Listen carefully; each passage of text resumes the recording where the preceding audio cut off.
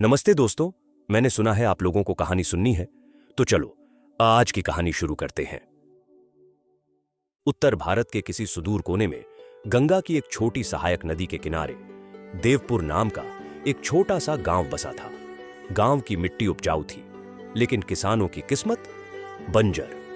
Monsoon की अनिश्चितता और जमींदार के भारी लगान के नीचे दबे किसान बस किसी तरह अपना गुजारा कर पाते थे।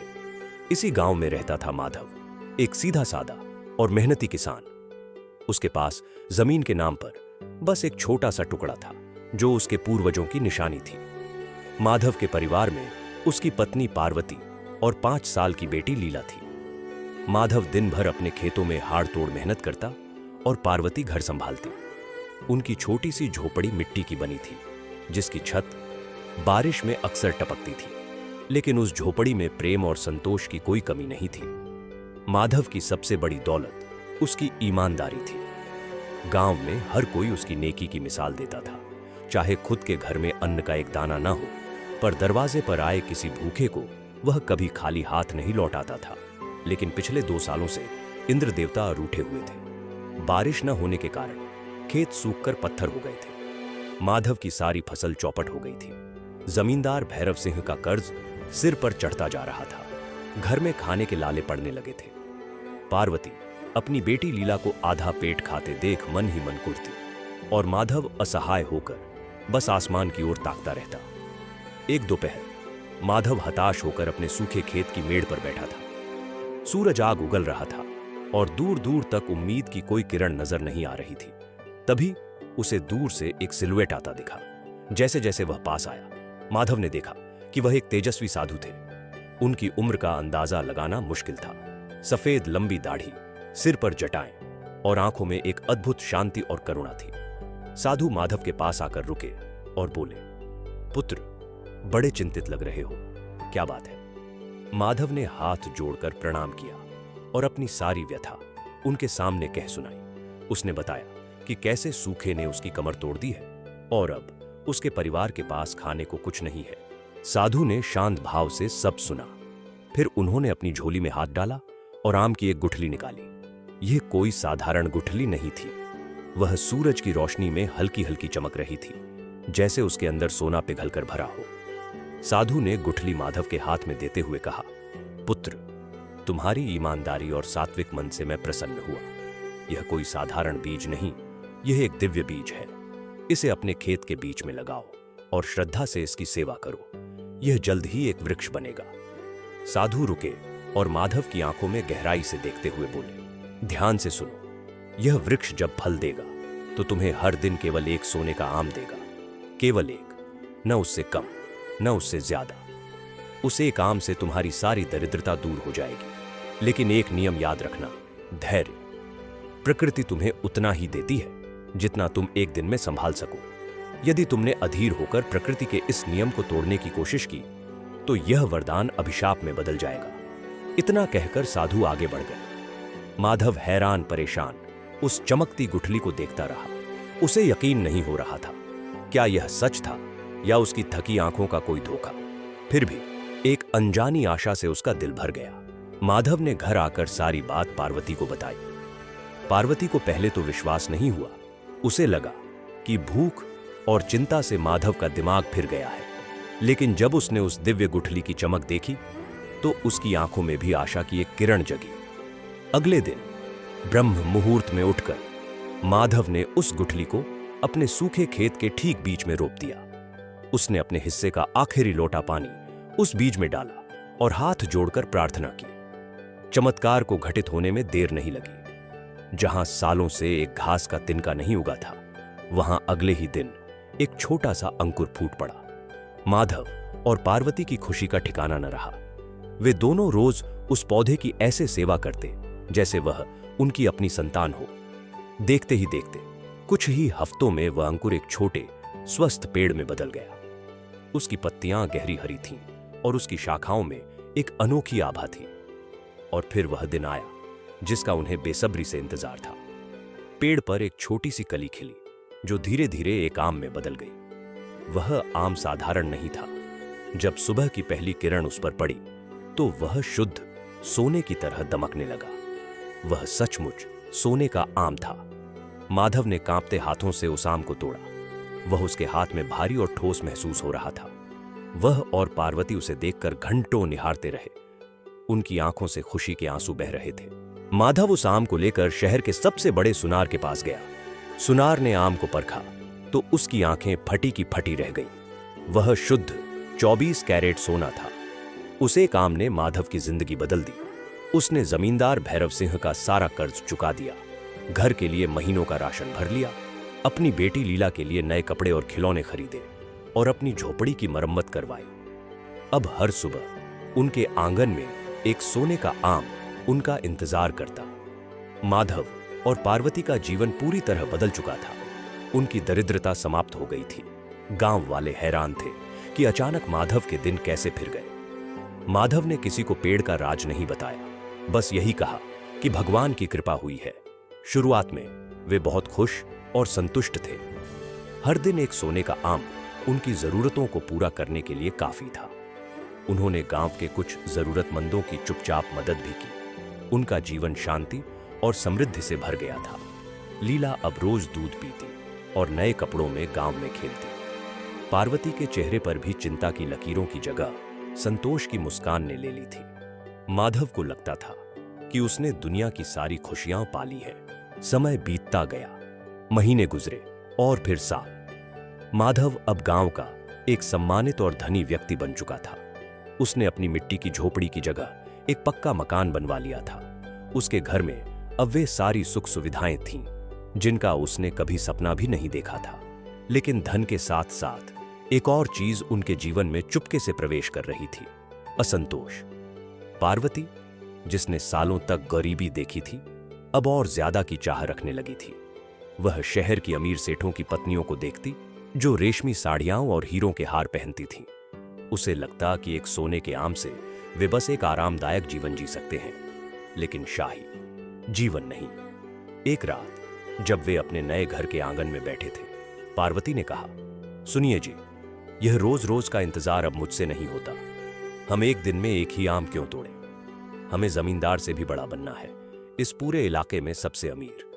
पर एक आम से तो इसमें सालों लग जाएंगे। माधव ने उसे समझाया, पार्वती, हमें और क्या चाहिए? भगवान ने हमारी झोली इतनी भर दी है जिसकी हमने कभी कल्पना भी नहीं की थी। हमें साधु महाराज की बात याद रखनी चाहिए। उन्होंने धैर्य रखने को कहा था। धैर्य? कब तक धैर्य रखें?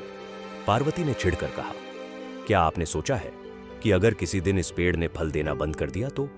या अगर किसी चोर को इसका पता चल गया तो? हमारा क्या होगा?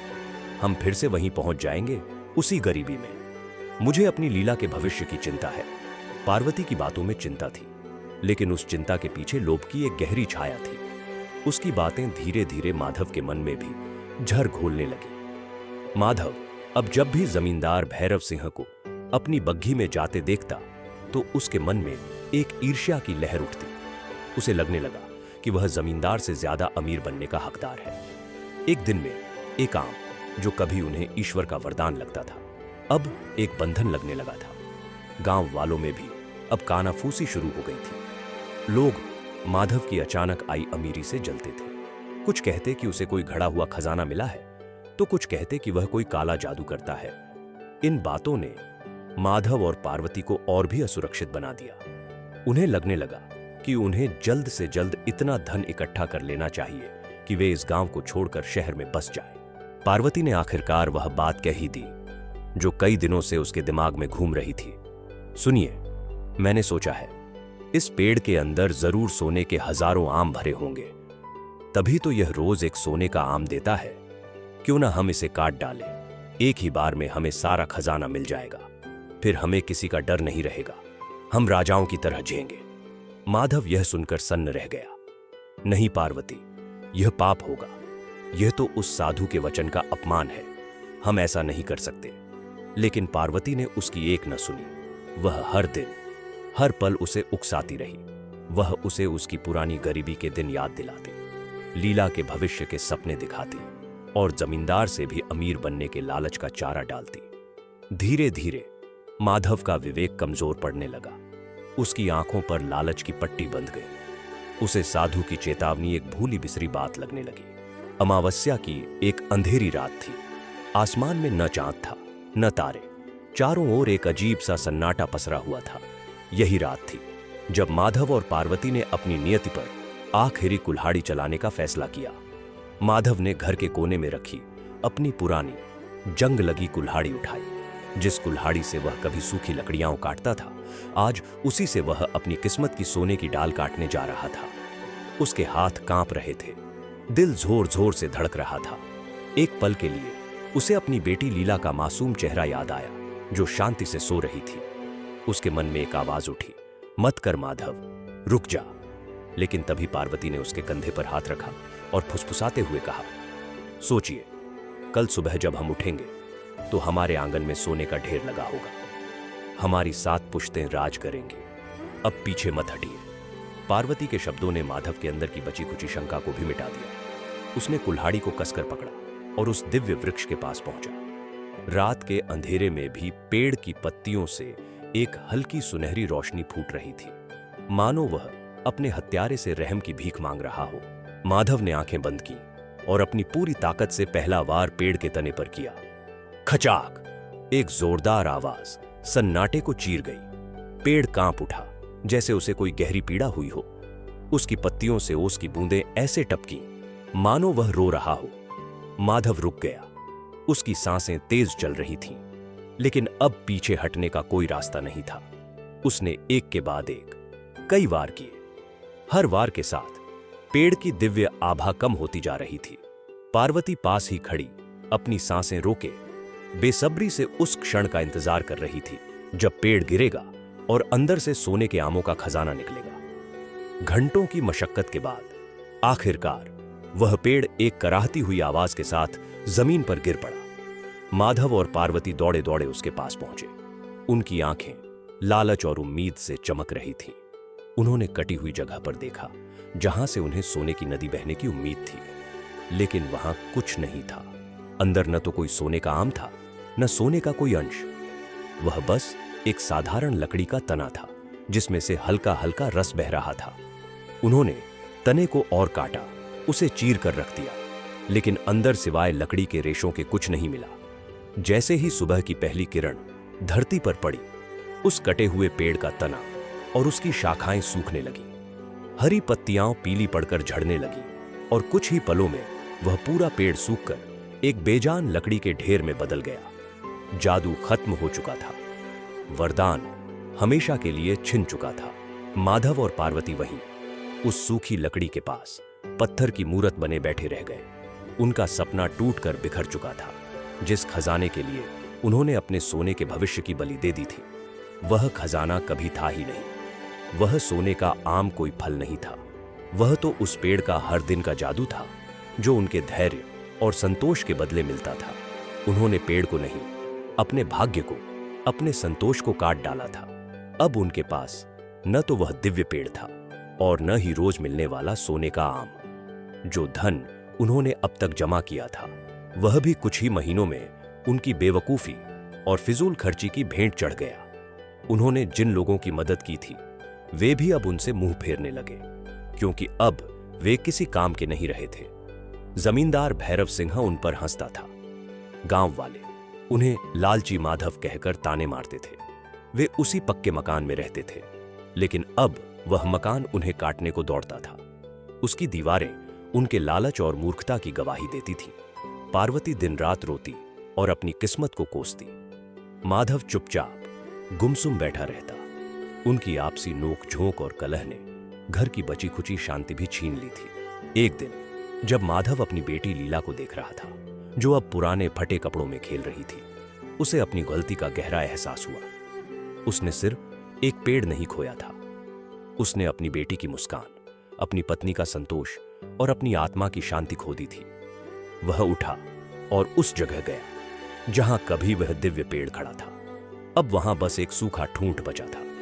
माधव उस ठूंठ के पास घुटनों के बल बैठ गया और फूट फूट कर रोने लगा। उसे साधु के शब्द याद आ रहे थे, धैर्य, प्रकृति के नियम को तोड़ने की कोशिश मत करना।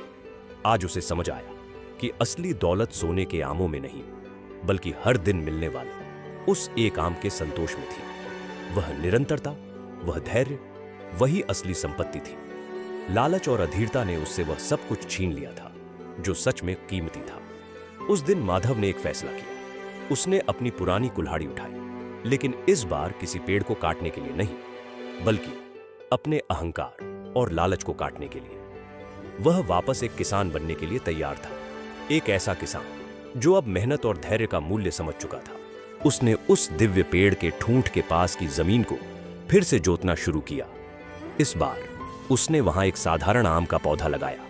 वह जानता था कि इस पेड़ से सोने का आम नहीं मिलेगा, लेकिन उसे यह भी पता था कि जब सालों की मेहनत और धैर्य के बाद इस पर मीठे, रसीले आम लगेंगे तो उनकी मिठास किसी भी सोने से ज्यादा होगी।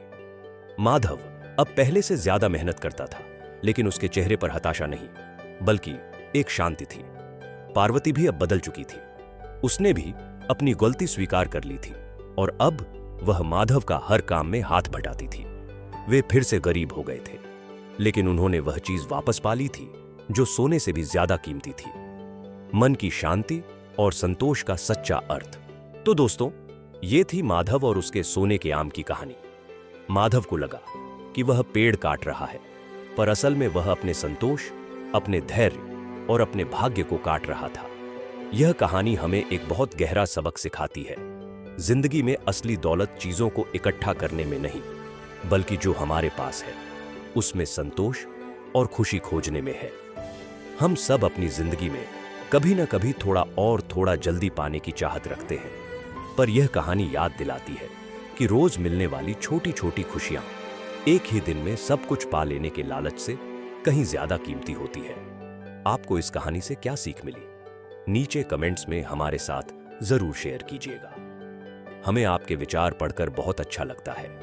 अगर यह कहानी आपके दिल को छू गई हो तो इस वीडियो को लाइक करें और अपने दोस्तों और परिवार के साथ शेयर करें, ताकि यह सीख उन तक भी पहुंच सके। और हां, अगर आप ऐसी ही दिल को छू लेने वाली और जिंदगी का नजरिया बदलने वाली कहानियां सुनना चाहते हैं तो हमारे चैनल को सब्सक्राइब करना बिल्कुल ना भूलें और उस घंटी वाले आइकॉन को भी दबा दें, ताकि आप हमारी कोई भी कहानी मिस न करें। मिलते हैं अगली कहानी के साथ। तब तक अपना और अपनों का ख्याल रखें।